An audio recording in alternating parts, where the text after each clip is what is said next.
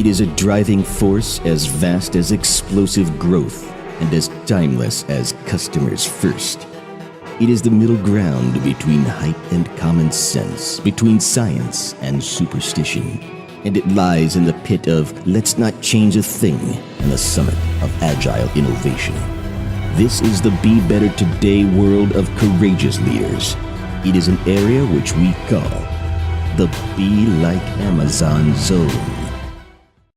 Hi everyone, it's Brian Eisenberg coming to you from Indianapolis, Indiana, where I am here today to give a couple of presentations on innovation and brand like Amazon.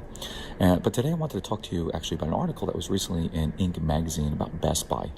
I remember for years and years and years how people would talk about how Best Buy was going to be dead because of Amazon, and obviously they're succeeding right now quite well and really thriving.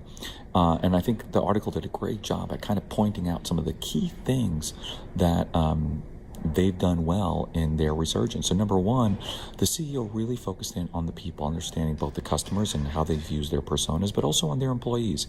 You got to realize that in any business, in order to reduce the revenue blind spots, you basically got to focus in on reducing the friction on both the customer side and on your employee side, fixing any of the broken systems, and then also increasing their motivation. And so a couple of things that they did was they fixed like an internal search engine that gave them bad data about products.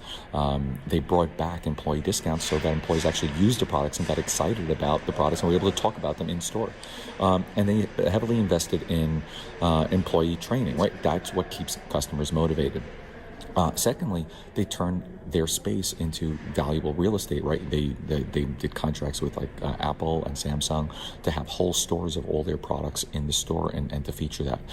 They also turned their system so when people actually walked in, because they were showrooming in the stores, where they would price match. And of course, you know, if you're going to go buy a TV, yes, you want to get the best price, but they were also able to obviously upsell you in cables and other services that they may be able to offer.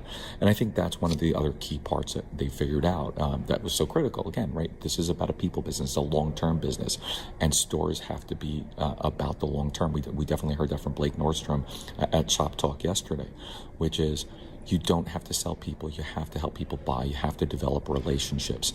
And so they've built an in-home advisor program through their Geek Squad, where people come in and develop relationships. There's no obligation to sell. They're just going to help you understand what your options are. And when you start focusing in on the quality of those relationships over the long term, you can see since they've been working on these kind of programs since 2012, they've seen continuous growth. So physical retail is not dead. Best Buy is not dead yet. So you can be like Amazon without having to be like Amazon. Just use the same principles that they've been using to be successful. Relationships over the long term and help customers buy. Remove those friction points and increase the motivation of your customers and your employees. Have a great day.